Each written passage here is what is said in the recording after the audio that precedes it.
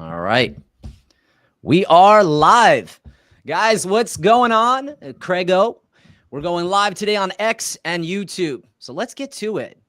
You're tuning into Craigcast, the best in Web3, blockchain, NFT, and cryptocurrency technology.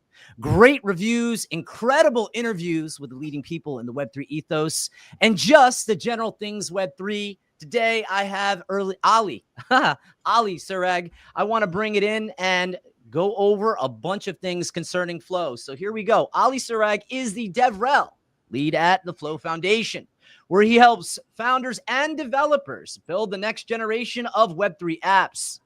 He's a computer science grad from UBC, a Techstars-backed founder, and has won nearly a dozen hackathons.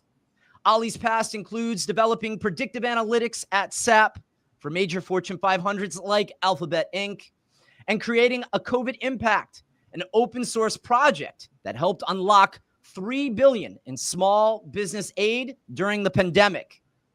He's also represented Canada at the World Economic Forum Summer Davos and continues to champion tech for good, merging innovation with real world impact. GM Ali, how are you? I'm doing fantastic, and that's quite an intro. Thank you so much. Absolutely, man. You know, sometimes I've got the teleprompter in front of me, then I've got this other computer here so we can kind of manage on X and YouTube. We've got some live viewers in YouTube, so welcome you guys. Appreciate it. If you want to add some comments or some questions as we dive in a little bit today. But Ali, it's great to have you. We're going to cover a lot concerning Flow. We're going to talk about the, I guess you'd call it a flash crash. We'll have that Monero minute.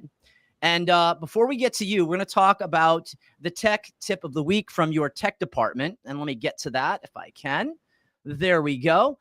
A client's family member lost $5,000 to an email scam. A month later, another $5,000 through a fake bank call on his phone.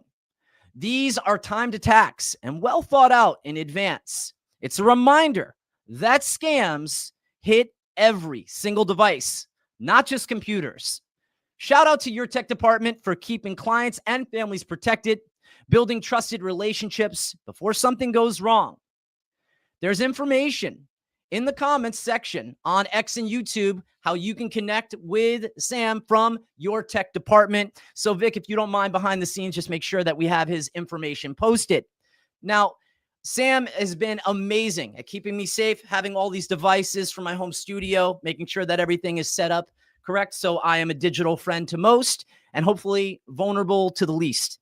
That being said, I want to head to Vic's editor tip tech of the tip of the moment. Wow. You go from tech to tip.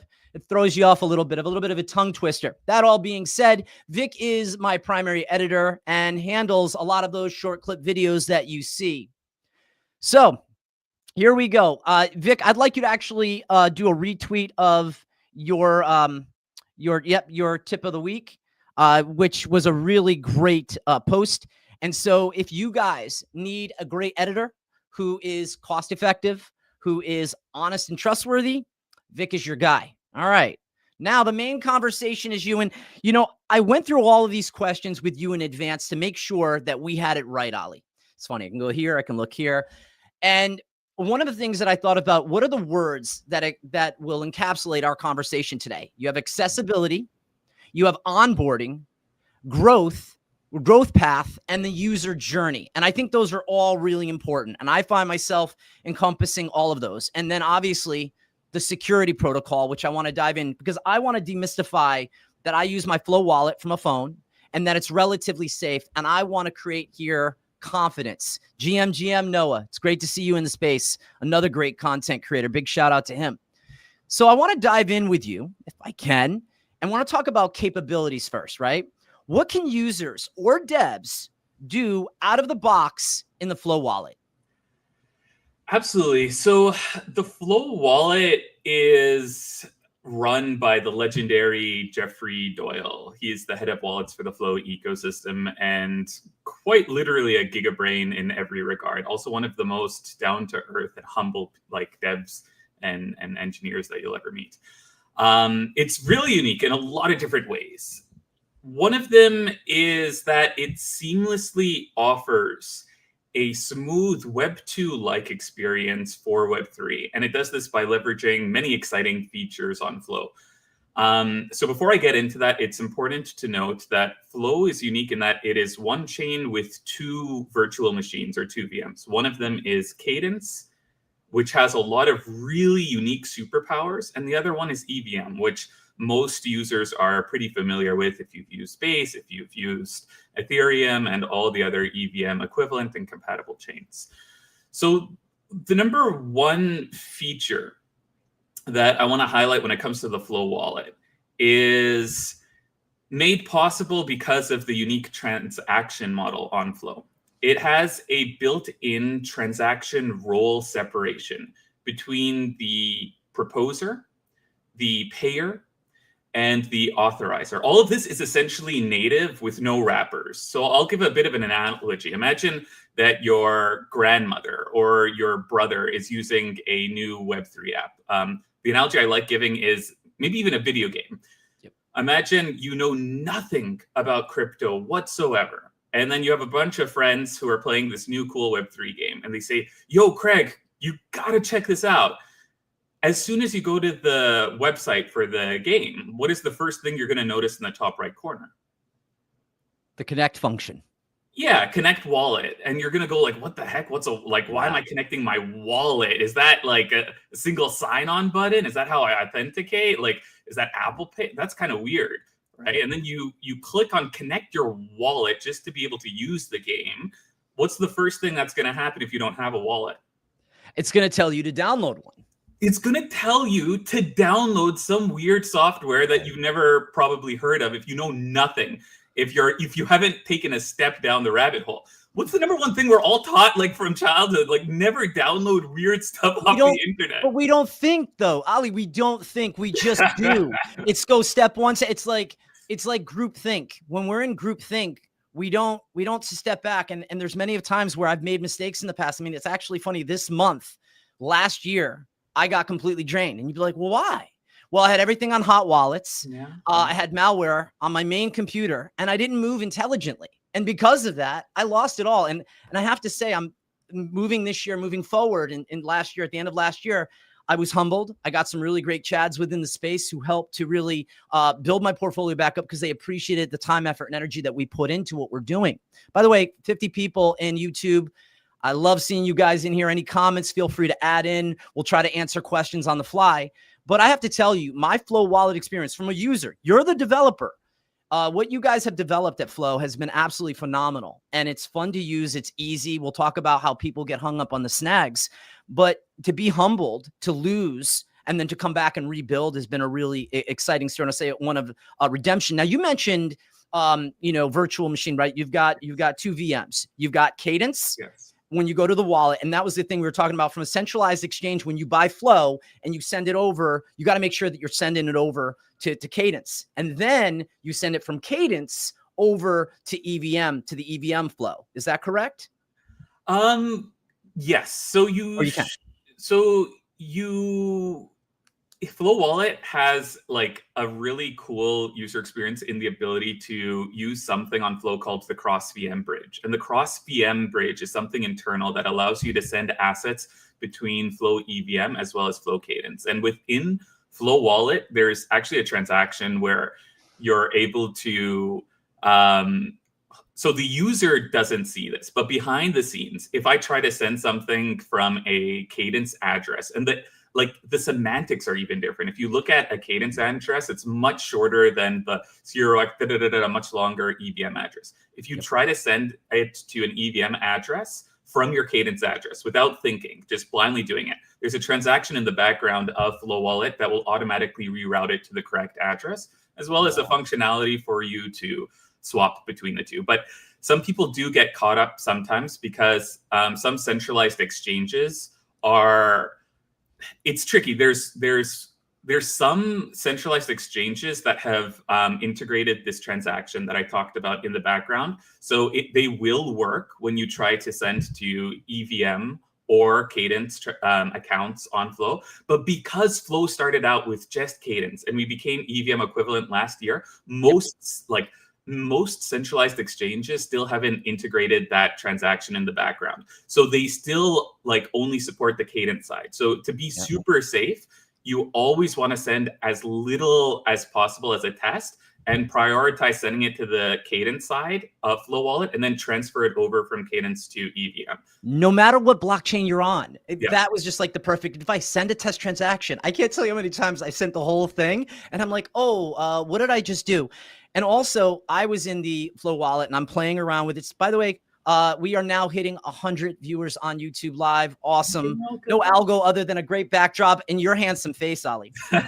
All that to be said, do a test transaction, but I love that you guys have a protocol set up because it's sort of like the metaphorical gun. You take out the gun, you shoot yourself in the foot, and you're like, oh, now I've got to go to the hospital. So you guys actually, I love how the wallet, the ease of use, because I tried to send it out to my ledger, and I'm still playing around. I think it's the nuance, Ali, that really traps a lot of people up. And I want to position to our next part of that conversation, which I want to talk about entitlements, right? How does Flow manage granular permissions and roles? And we think about the word granular. How does that connect to permissions and roles? Absolutely. So entitlements and capabilities are something very unique to Flow that allow you to create security guardrails and the next generation of apps that you could delegate tremendous amounts of responsibility. To simplify it, you can think of a capability as almost like a key card to a building. The capability defines who can reach which rooms or objects in the building. Like, okay, I could go to the swimming pool area, or I can go to room 511. Yeah. Well, an entitlement defines what you can do once you're inside. Maybe you could lay on the bed, maybe you could open a closet, maybe you could make a burger in the kitchen, or access, or actually go swimming in the swimming pool, right? So what they essentially do is, you could think of them almost, if you're a developer, as like AWS IAM, fine-tuned granular access control to assets, to functions, to contract, to everything Web3 related. And so that unlocks a lot of really exciting things for security, for AI agent development, for delegating to other people, for transferring assets to other people in time-bound areas. With one capability, you can specify that another person has access to assets that are within your account, specific assets like maybe fart coin or this other meme coin that's in your wallet. Yeah. They can only access that asset for the next 3 days, and they can't withdraw it to any other account. You can set like a withdraw entitlement, specifying that they can't withdraw it to any other account, but maybe they can invest that on your behalf with this DEX, like Kitty Punch, or this DEX over there. So extremely fine-grained access controls that help you create systems that are essentially rug-proof. Hence the word granular. And when you think about entitled, I'm entitled to XYZ. So when I come in, I can set these parameter of permissions. And you talked about these security guardrails. I love those analogies because I find myself in this space every day learning something new, and it's so exciting. And the amount of reading that I do now is just, I read every day for almost an hour, and I never used to read. And the reason is because I don't want to be caught not understanding what's going on in the space and how it moves. And if there's a problem, having access to people like you saying, hey, what do I do? And it's pretty awesome, I have to say. And you know, you're a very humble individual. I do want to mention, I want to do a couple quick calls to action. Then I want to hop real quick on my phone. I want to see who's on X, if there's any comments in there. Vic, feel free. He's in the behind the scenes running the room. Want to make sure that we're getting all the comments. But the quick call to action is I want people to go into your app store, and I want you to download the Flow wallet, and I want you to play around with it. I'm not telling you to go buy Flow today. That's not what I'm saying. Go play around with it. Go understand it. Become part of the conversation. Go follow Flow. Please go follow Ali. I know that we have in our bottom of our show notes, we have some tweets. If we can get to some concerning Ali, I'd love for people to go follow you because you really are a voice of this space. I was in a space the other night and we were talking, you guys were talking about node architecture, and we'll get to that in a little bit. First, I want to talk a little bit, or maybe dive a little bit further into the security guardrails. Yes. What safeguards are in place to protect users from mistakes like exploits. And I know that honestly, the big guys or the big scammers, they're not out there. By the way, 154 people on YouTube right now. Shout out to you guys. I appreciate you being in here. Feel free to add any comments. Maybe Noah set that off. I don't know. I appreciate you. But when I think about it, this blockchain is not being focused on right now. And yet we've got some of the most talented people in the world working on this blockchain with some of the most amazing partnerships. So let's dive a little bit in on security guardrails. Absolutely. So when it comes to Flow, security isn't just at the contract level. It's really built into every layer of the stack. At the protocol level, like you mentioned, which we're going to talk about in a bit, there's specialized node roles, and these ensure correctness. Like no actor can manipulate things like ordering and execution. There's MEV resistance. So there's no global mempool, like there's randomized transaction assignment, where transactions, like the entire transaction will revert if post conditions aren't met. Like there's a lot of unique aspects to the transaction model on Flow itself. There are also on the Cadence layer, because Cadence is a resource-oriented and statically typed programming language, it's impossible to do things like accidentally double spend or lose tokens. And so one of the areas that I think these security guardrails is most exciting is when it comes to AI agents, which I don't think we talk about too much. So if you remember, like earlier in the year with Eliza and like all the AI meme coins that were popping up, everyone in the space started getting extremely excited. They were like, oh my God, like the world is changing. We're having this AI tool, that AI tool, like they're going a million X, right? All that hype ended up crashing. Why was that? Because it's hype. I mean, the simple answer, it's hype. And from that part, it wasn't something that was going to last. So people were like, how do I invest? How do I get involved? And I say the ChatGPT route, one, and then two, and then I know you're going to have a better response than I do. But the other part is that I started playing around with Monero, and we'll have a Monero minute in a second to talk a little bit about that program, that AI program that really is great for the crypto degens alike. And I asked it the other day about the crypto correction, if that's what we'll call it. I don't know, however you want to label it. But how would you dive further into that? Well, so I think that a lot of people overestimated where we currently are with like the capabilities of LLMs and like agentic apps, right? And agentic frameworks. And there's two massive challenges that have prevented them from going really mainstream. And these are inherent challenges that like prevent adoption, prevent us from delegating more responsibility to these agents. And those are liveness and inference. You could think of like, to simplify them, liveness is like, hey, what happens when someone stops spending the LLM credits? Imagine that you have an AI agent that is managing $100 million for you and like trading for you constantly.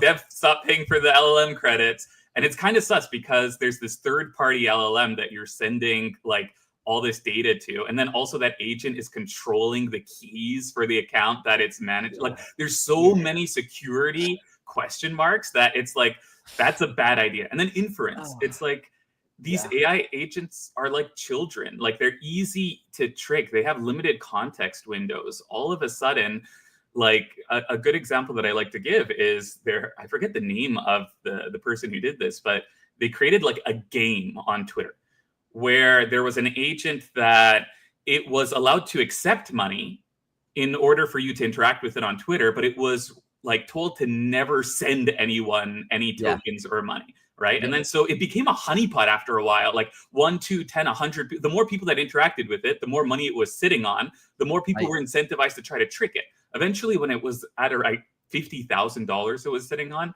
someone ended up tricking it and convincing it to send them all the money. So that shows that there's a huge problem with inference and things like what I was talking about with capabilities, with entitlements. You can have those fine-grained access controls that create those safeguards that prevent those catastrophic situations from coming about due to LLM issues or due to inference or due to liveness. All of a sudden, like, you can have like an agent access assets that you control in your account. And then if it goes offline, you still have those assets in your account because it was never even able to withdraw in the first place. It was only able to invest them in different protocols that you specified, or you could use the account model, etc. But I think it really affords people a lot more than any other ecosystem. Not only that, and again, I know we did that call to action, and you mentioned a couple words that I think were really important, right? Liveness and inference, and people understanding sort of the difference between the two of those and how they interact. But I'm not ready. I'm still, as a human being, and we're prone to error.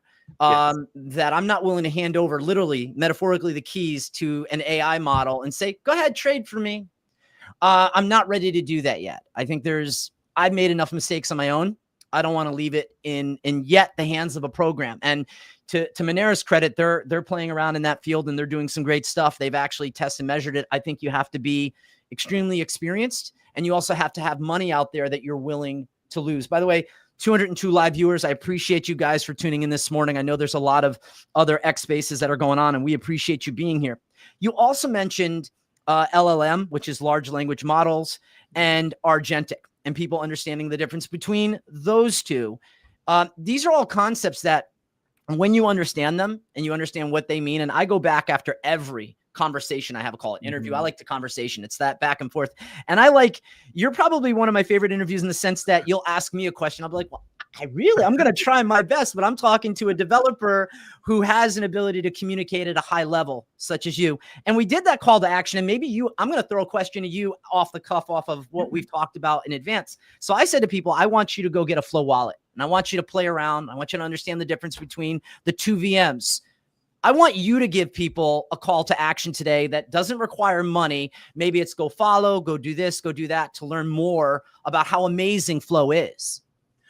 Absolutely. I like the call to action about the wallet because the wallet is the gateway to the entire universe when you go to a blockchain. And we didn't even touch upon some of the things where like it uses the unique like transaction model to sponsor all transactions for all users, regardless of what app they use. So when a user uses any app in the entire Flow ecosystem, they could spend years on Flow, playing around with every app, not knowing gas exists, because Flow Wallet is just sponsoring every one of them, every single transaction they use, regardless of like if they're on Flow EVM or a cadence-based app, etc. They don't like those are underlying details the end user doesn't need to know exist. So, by the way, shout out, and I love that the fact that our call to action is the same. Just go get the Flow wallet. Shout out to Matt Roth.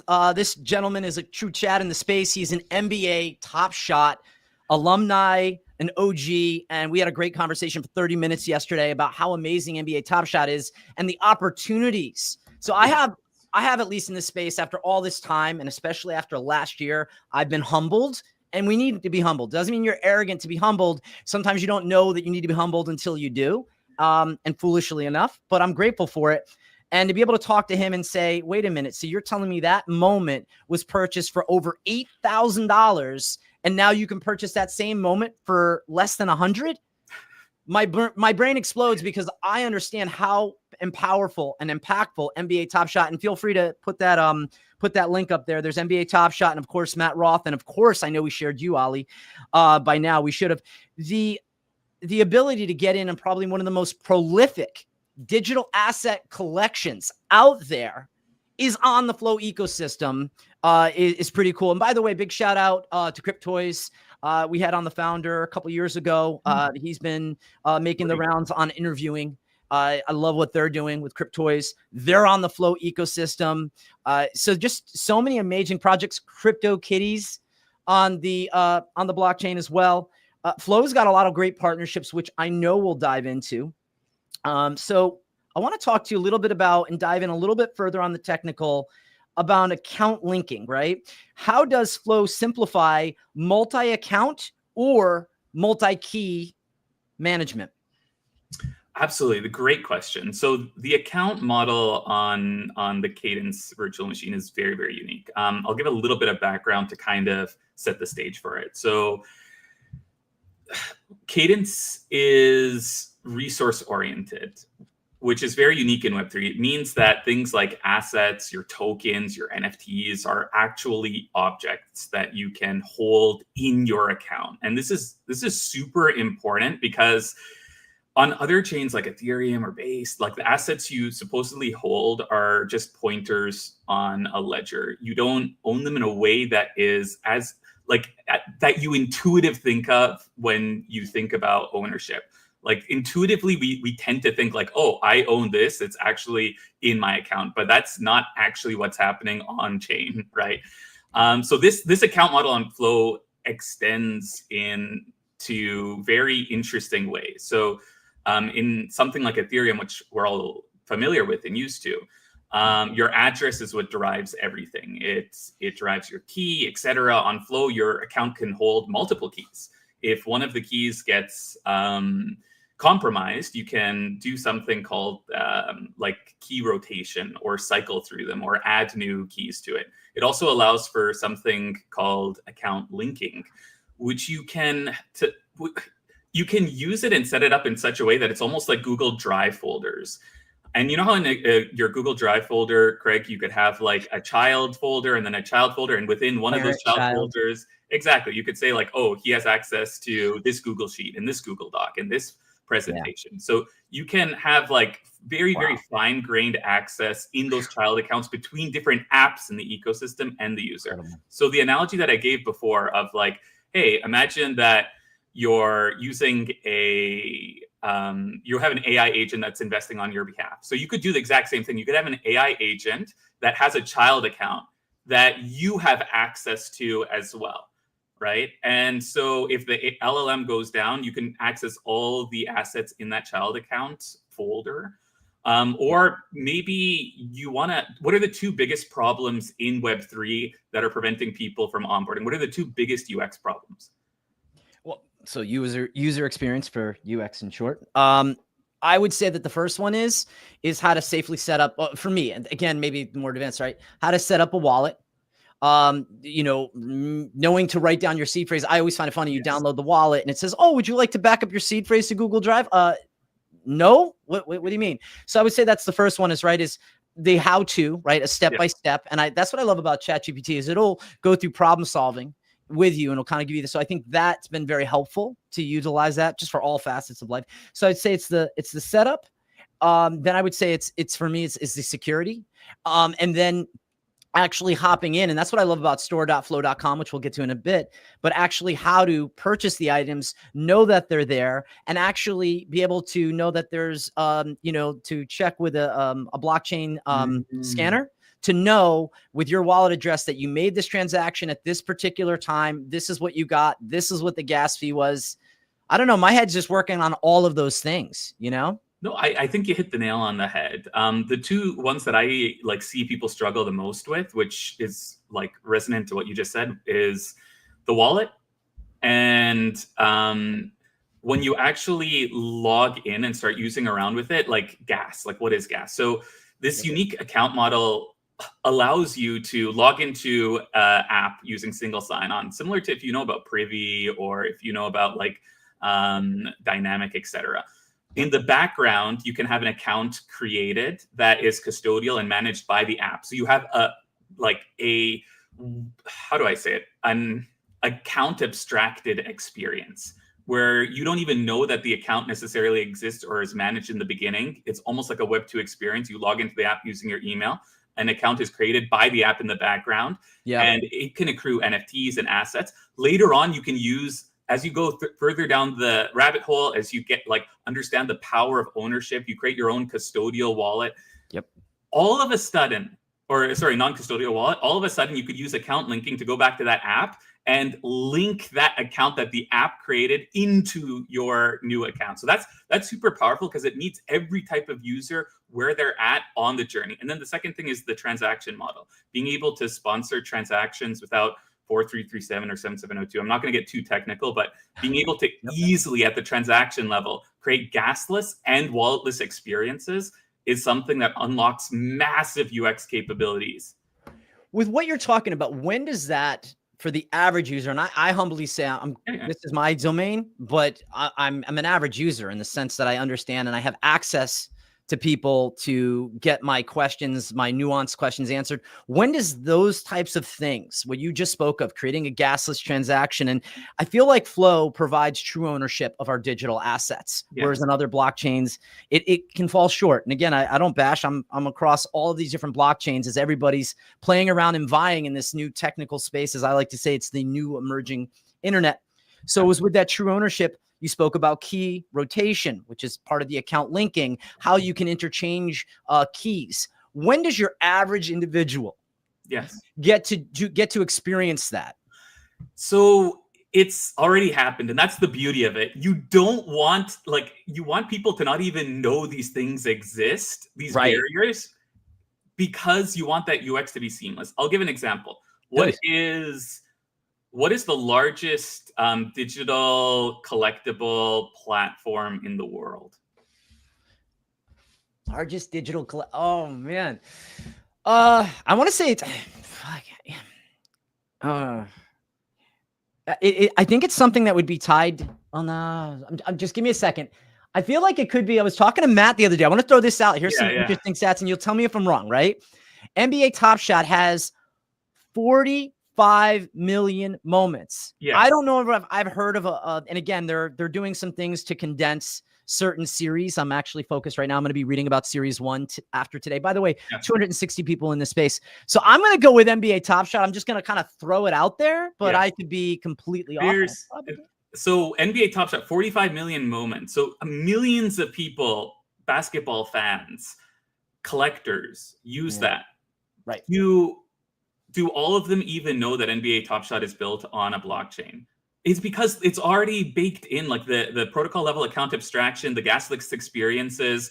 Like, you don't like, it's already baked into many apps. But there's another app that has more than double the amount of collectibles that you just mentioned that's on Flow, that I think you yourself have probably interacted with long before you started going further down the rabbit hole.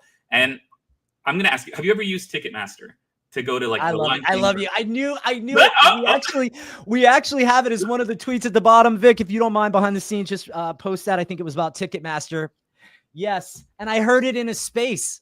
Yes. Oh man, that would have been so cool if I had pulled that. I'd be like, yeah, what? Ask me another question. A lot of people don't know it. Like I just went to watch a musical in New York a couple of months back, and I was using Ticketmaster, and over 100 million, I believe, assets are on chain. Every time you go to watch something with Ticketmaster, whether it's Lion King, whether it's Alexander Hamilton, whether it's, like, you name it, actually that experience is being captured, and you can create token gated, like, experiences on top of that. And so, like, everyone uses Ticketmaster. No one knows that it's on a blockchain. No one's paying gas fees for it. No one's thinking that they're creating a wallet, but all of that is happening because the UX is seamless. And by the way, here's the favorite. Oh, everybody should be bullish. If that doesn't make you excited for the future of Flow, and the fact that that is one of the partnerships, and Flow was in part of launching, again, Ticketmaster and having it on their blockchain, if that doesn't excite people, I don't know what will. I mean, call me crazy, but there are so many collaborations or partnerships that Flow has, and I do want to dive into that. I want to keep this conversation moving because I'm learning so much, and hopefully the 269 people that you guys are tuning in, hopefully you're learning something. Again, that call to action, just get the Flow wallet. And if you want, go on to your centralized exchange, grab a little Flow. I mean, it's priced well right now. I think it's right around between 26 and 29 cents. During that last market, it was as high as $4. And before we came on, I said, why can't it go there and well past it? So there are certain places or certain positions that you can take right now in the crypto sphere for the long term. But if you're trying to play that oxytocin quick trader thing, I don't think this is the play. That's just my personal opinion. Hopefully the Floaters team doesn't hate me for saying it, but I want to see price genuinely go up as development continues to evolve and happen. Now, we did talk a little bit about Cadence and EVM, but I want to talk about Cadence versus EVM. How do these two virtual machines talk to each other, especially inside the wallet? And we touched upon it maybe a few questions prior. Great question. Like, really, really great question. So you could think of EVM as like a smart contract. And so it's a smart contract that's wrapped within the Cadence virtual machine. So a nice analogy that I would give is, remember when you got your first Mac, like if you ended up ever getting a Mac and you're like, oh man, I can't game on this, if you were a gamer. And you looked into different solutions, perhaps. At least in my experience, I remember like looking and finding like, oh, I could use this like virtual machine and I could whirl up a Windows instance and I could play a Windows game within my MacBook. So you know how you create that virtual machine on your Mac to access like Windows, right? So you could think of it in a very, I mean, that's an analogy. It's not a perfect analogy, but you could think of it in a similar lens when you think about Cadence and EVM. So that's super unique in that every EVM transaction that's happening behind the scenes is just wrapped in a Cadence transaction. And so what that allows you to do is something we like to call EVM++. It means that if you're coming into Flow, if you're an EVM developer, if you're familiar with like EVM and Ethereum, then everything works seamlessly. It's like, it's not EVM compatible. It's EVM equivalent, which is one step more. It means you don't have to do any configuration. It works seamlessly, but behind the scenes, because it's all wrapped in Cadence, you can do insane things. You can leverage the unique transaction model so that you can create sponsored and gasless experiences. You can leverage things like we have automated scheduled transactions right now. So you can do things like on-chain cron jobs. You could have like, imagine that you're doing like one thing we're doing quite a bit and seeing an explosion in renaissance in is consumer DeFi right now. So imagine like you do farming, right, Craig? Like you have like, I mean, I hope the taxman's not watching, but like you're familiar with like like DeFi farming, right? Yes. Yep. So how often do you actually log in and get the rewards from a farm and restake them? For me in the farms that I'm in, it's automatic. It's automatic. And so there are so how often does it actually do that? Like once every minute, once every second, once every week? You know, I don't know. I know that I have some of my crypto farming, but I don't go in there a whole lot and move it around. And what I'll see is I'll see that I'm earning the APY, that I'm earning, some yield on my tokens. But I haven't dived so deep in. And my first experience with that, I believe in, if I'm correct on what you're asking me, it was with actually more markets within Flow. Or am I thinking the different type of farming that you're speaking of? No. You're like, they have vaults on more markets, but correct. You with WFlow and USDF.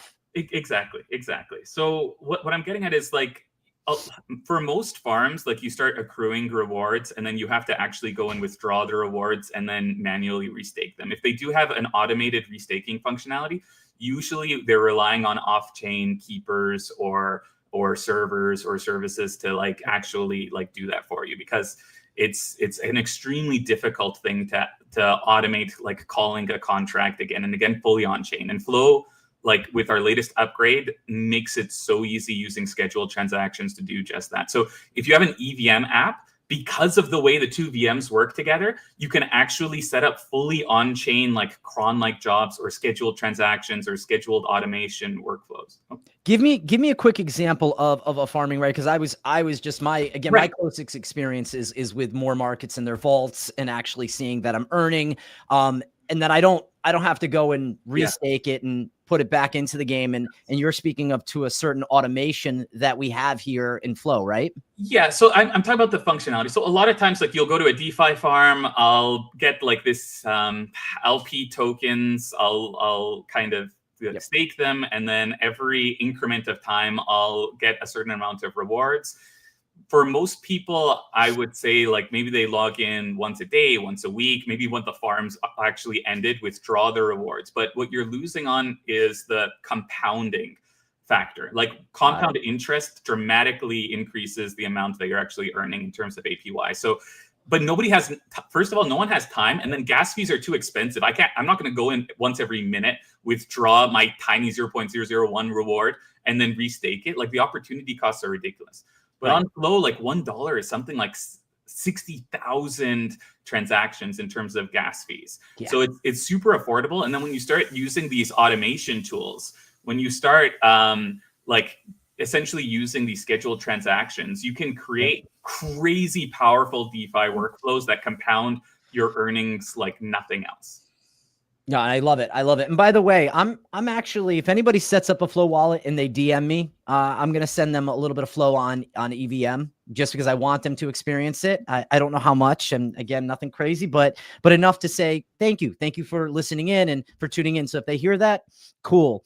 The Flow wallet we talked about, we obviously, people can get these experiences because in the app, everything is already there. So I can connect on and know that I'm not connecting to something that's incorrect or that could potentially hurt me. Yeah, I mean, you dove in on that pretty deep on the consumer farming. And I realize how much more I have to learn and understand that $1 is the equivalent to, I think you said 60,000 transactions. Yes. It depends on the type of transaction and like the payload, right, but up to 60,000. And so my thing when you said that is it made me think, to any of you that don't have the Flow wallet, you want to become better at being able to move around safely and effectively, also securing some of the digital assets and cryptos that you like. Flow is the place, right? I think the risk is minimal. Again, not financial advice, but also you can put in and play around. One of my favorite memes on Flow is actually Froth. Big shout out to them. We did the video for Kitty Punch, which is an amazing DEX. I got some Fivix, which we'll be talking about in later shows, but so many incredible things going on. By the way, we're approaching 300 people tuning in, which is amazing. So video works. The algorithm likes us. My conversation with you, I feel, is at such a high level that I'll go back and you talk to a developer who has a good sense to communicate these ideas. And you realize that there's two things that have made you so effective and why Flow has you, and you're a gem there, is because you're able to understand that I need to give real world examples so that people can conceptualize and go, oh, so that's how the light bulb screws in. I got it. It's because you feel in this space so intimidated. And I think having the Flow wallet with minimal to little risk, little or minimum, however you want to say it, to play around in real time. We're going to have, again, we're going to have Matt Rolfe from NBA Top Shot, who's one of the biggest collectors. We're going to have him come on and talk about the series and mistakes that NBA Top Shot made and things that they're doing to correct it. But that partnership between the NBA members union, I believe, and Flow interconnected is absolutely powerful. And I believe that the NBA Top Shot being one of those moments is powerful. Now, you also mentioned Ticketmaster. I'm just doing kind of this little review. And I think with Ticketmaster being one of the biggest collections, it's notable. It's not about having a digital item from there, but if it's cheap enough and you use Ticketmaster anyways, why wouldn't you engage? And you have the edge because most of the people that have Ticketmaster in the digital realm probably don't have the Flow wallet set up on their phone. And so you have access in such a different manner when it comes to Ticketmaster. So, by the way, we just reached 300 people. I appreciate you guys tuning in on a Friday morning. I want you guys to have an amazing weekend. Feel free in the DMs to shoot me any feedback. Also, if you're not following Ali, I want you to do that. We've got about maybe four questions left, and I want to go through those because I want to get to the Monero Minute. We're at 11 past the hour, EST, 10 o'clock, 10:11. So I want to keep this moving forward. UX simplification. How is Flow making Web3 feel as intuitive as using a smartphone? And I know that we already dived in a lot on that, but maybe there are some other examples of how it is so user-friendly. And from my end, as I said, I'm the user, you're the developer, and I can tell you it's a lot of fun and it's super easy. What are some other things that we might add to that as we continue this conversation moving forward? Oh man, this is a great question and one that I love so much. So, I mean, it's kind of in the name, Flow. Like, you can't be in a flow if you're having user experience problems every step of the way, right? And there are different ways to think about this. You could think of it from the developer angle, the end user angle. Like at the end of the day, Flow was built by developers, for developers to build apps that unlock amazing experiences for everyday people. So we have strong developer experience as well as user experience. But one of the, what is the iPhone? One of the great things that I think about the iPhone that people love is the interoperability. It just works off the bat. It has a reputation for security, being difficult to get viruses on.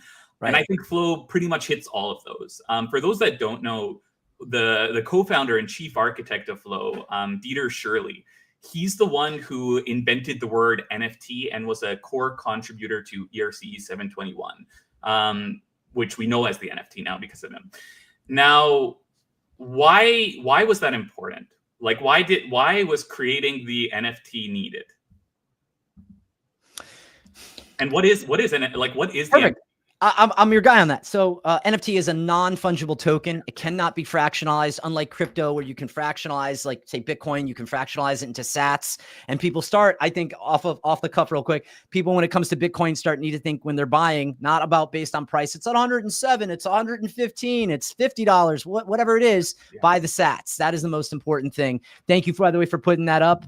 Dieter Shirley, who's the co-founder of CryptoKitties, is credited with coining the term non-fungible token. So non-fungible token, NFT, it cannot be fractionalized, and it is a digital asset that is on the blockchain, and it has a particular value. I remember early on, they were speaking about Bored Ape, and then they were taking just a random NFT, and they were saying, why is this one worth $500,000 and this one's worth $1? What is the difference? And so that was kind of an interesting question that was posed. And for me, it was until that example came up and I saw it, I was like, okay, now I get it.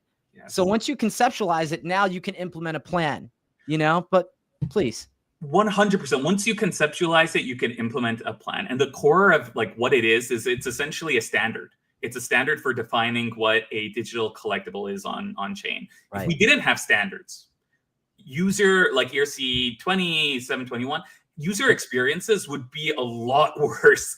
And so would developer experiences. If every collectible was defined in a bespoke custom code and logic, things like OpenSea, marketplaces like Blur, they wouldn't know how to interpret, represent users' assets, how to use them. So what I'm getting at is standards are essential for interoperability and predictive usage.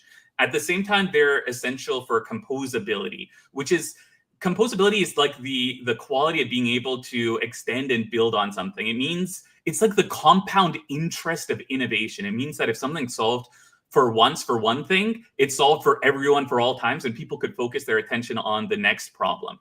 So standards allow you to hit those two birds with one stone. Now, Dieter just announced with our most recent upgrade that he's revealed with the team a new standard for the most common DeFi workflows, things like staking, things like swapping, where from a developer perspective, within a fraction of the amount of lines of code, you can compose on top of those workflows in really interesting ways and integrate common DeFi interactions in your app in literally minutes compared to how long it used to take. And then the interoperability of different DeFi applications in the ecosystem is mind-blowing. So again, like the iPhone was all about interoperability, and Flows created new standards to put that on steroids, to be honest.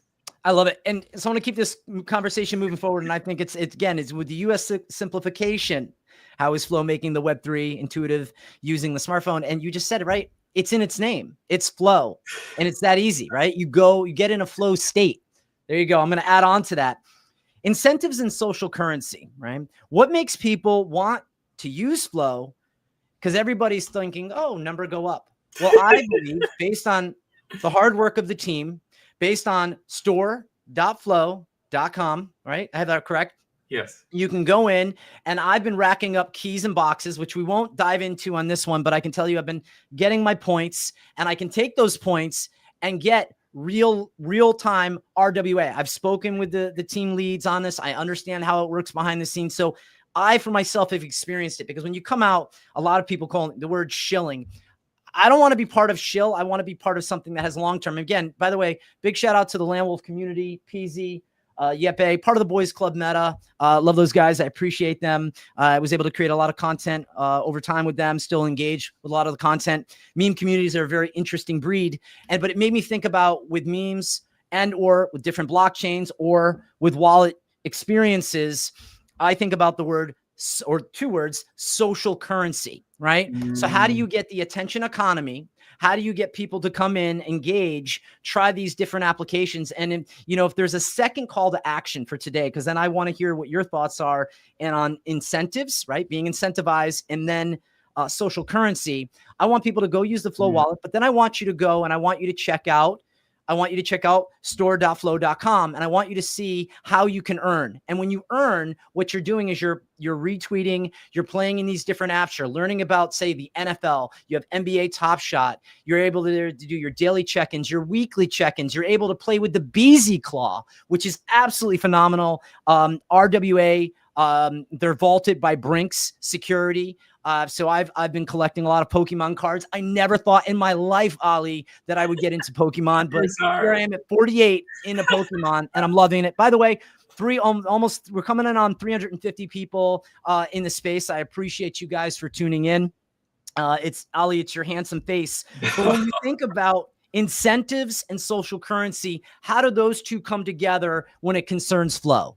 I think that's a great question. And I mean, because I have the background as a startup founder as well as product manager. And so I think of things in a pretty different way. And so one thing about Web3 is, whether you like it or not, speculation it's baked into the overall ecosystem, right? Yep. And it creates some frustrating situations where it's hard to tell if a project actually has product market fit and is solving a real pain, because you could have in a bear market a Web3 project. And this is my opinion on it. So you could have in a bear market a Web3 project that's solving cancer or doing something magical, and then it's just crickets because it's a bear market. And then in a bull market, someone just uses just marketing word speak and just no substance at all, big name AI, we're going to do this, we're going to do that. And then all of a sudden there's $100 million going into it. So it's that speculation. I think it clouds things a little bit. And so from day one, Flow's always been focused on building things that create value instead of emphasizing hey, look, token go up. Hey guys, putting out marketing speak, right? Yep. And so I think a lot of when I was a founder and I would go and talk to investors, they did due diligence on me. They would try to look at if I had founder market fit, product market fit. They would look at the tech. Yeah. I think that using the same appraisal techniques and looking at Flow, that's what fuels most of that social currency. And that's what gets people the most excited. You have, as part of the team, just taking one step back, the first viral Web3 app ever, CryptoKitties. Yeah, 30% of all of Ethereum's transactions, 5xing the gas fees. People are where are these crazy cat people? That was by the team behind Flow. One of the literally when one of the first apps that launched on Flow was Top Shot.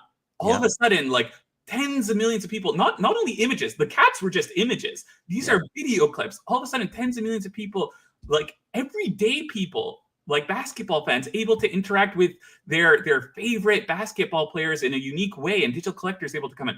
Literally a couple months ago, Disney Pinnacle announced that they were giving 50 million Disney Plus subscribers access to a free mint on Flow.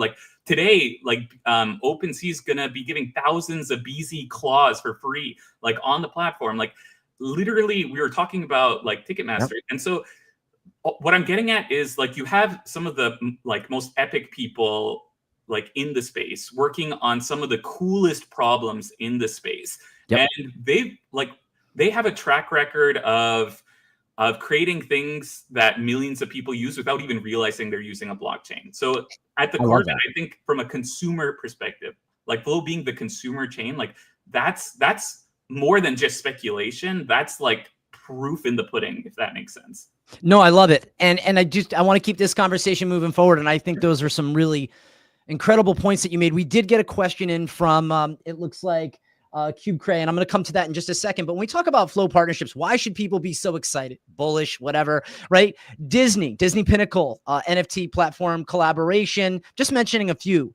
Formatic, we've got Layer Zero, we've got Axelar, we've got Google, node operator scaling support, Ubisoft, NFL, UFC, right? We've got Warner Music, we've got Samsung, we've got Mattel, we've got Shopify, we've got AppWorks, and of course, the biggest digital asset collection, which I did not know, is Ticketmaster. If that doesn't make you excited for the future, the next 5 to 10 years out, I don't know what does. And this is where I think my mindset is now, as I kind of slow down the noise, I'll hop into the spaces that we say add to our bucket and that help us to elevate. So I want, if you guys are spending on a Friday morning, we've got almost 360 of you here. Hopefully there's some learning. Again, that call to action, get a Flow wallet. Send me your, I'll pick just one person and I'm going to send you a little Flow just for you coming in, playing around and, messing around and finding out, as I like to say. But let's go to this quick question, because I want to show our audience here that when we're doing these bi-weekly streams, that if you pose a question to the person that we're, having this conversation with, so here it is for Ali. From a purely technical standpoint of view, do you think it would be feasible for Flow to operate as an Ethereum L2 while still keeping its unique innovations? And if so, how might that look in practice? How would you answer that? Yo, QB Cray, my man, great question. Love it, QB. There was a lot of intentionality behind every decision. So let's play a hypothetical scenario. So if Flow were to become an L2, the challenge is it would inherit Ethereum's base layer constraints. And that includes finality times, that includes data availability limits, that includes fee volatility.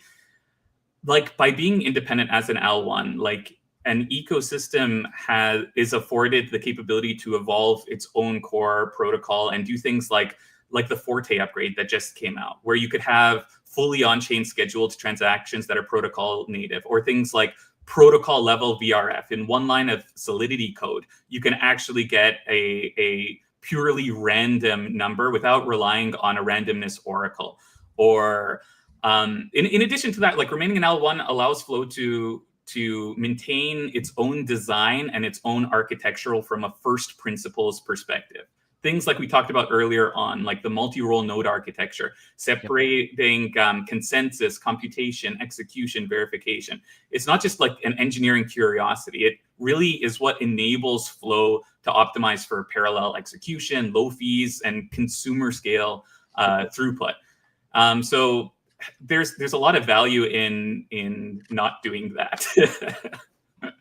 I love that. And thank you very much. Hopefully that answered majority of the question, because I want to keep this going forward. We're about 5 minutes to the hour.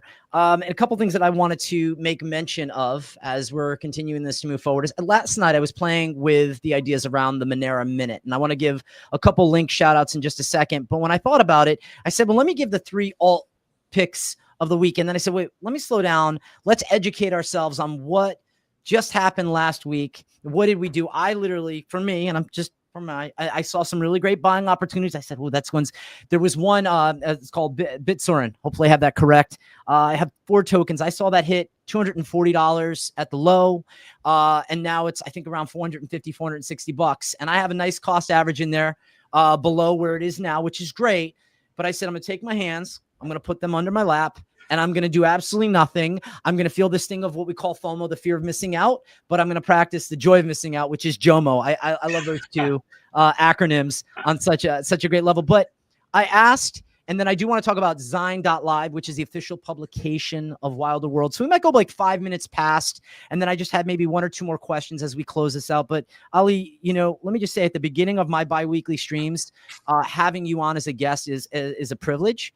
And I hope that we did some justice, did it right for the Flow community. And I want to continue to build and scale up with you guys. I love what you're doing. Big shout out to my friend Jared. Love what he's doing over there, and just some really great people. So ultra condensed crypto market brief from Monero. And here's what we had. On October 10th, we had this flash crash. Bitcoin was at 126,000 at the time. Then it went to 104,000. We saw a 14.5% drawdown. We saw ETH go from 4,700 down to $3,400, which was a 27% drawdown.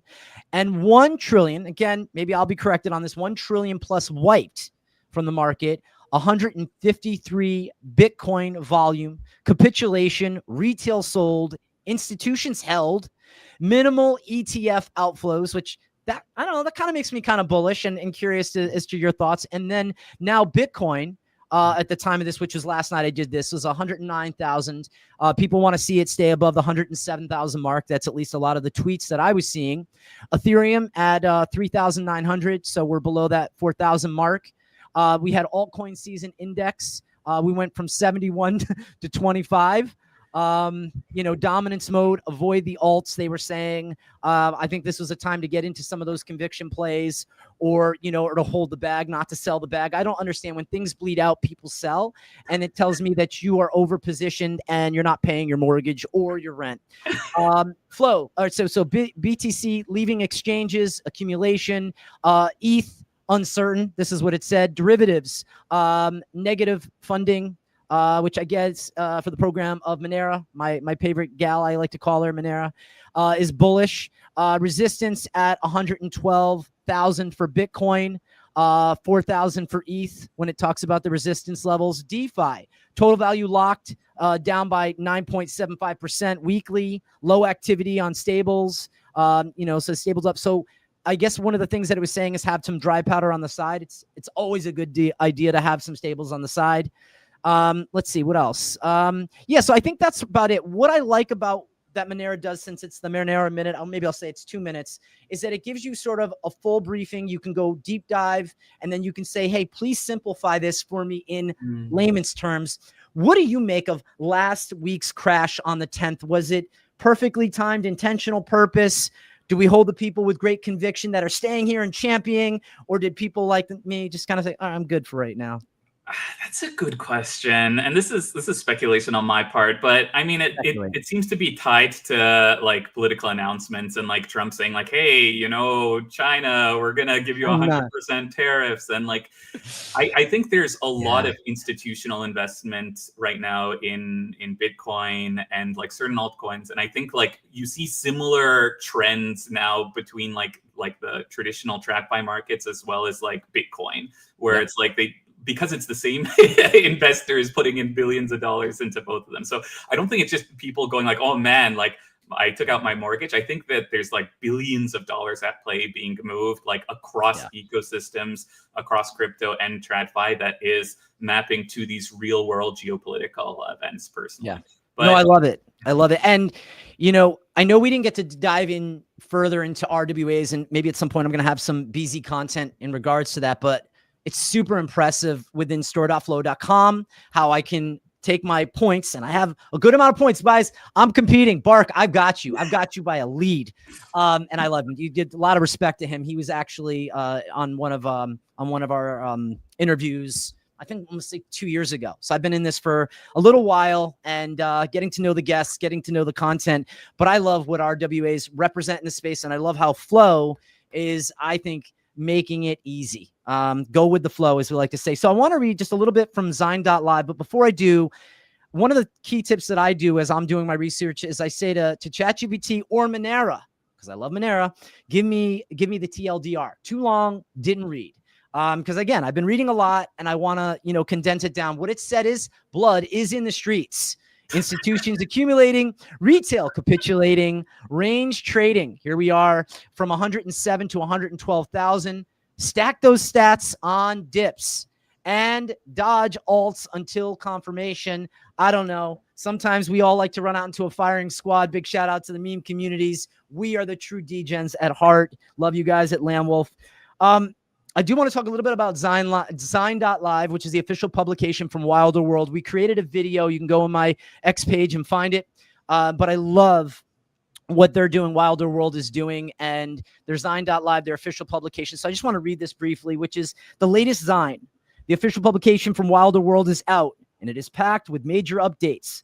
From the Wild Smart Contract upgrade, introducing deflationary mechanics, to the new avatar creator, garage weapon customizer, and the first open world experience. This issue marks a huge leap forward for the simulation.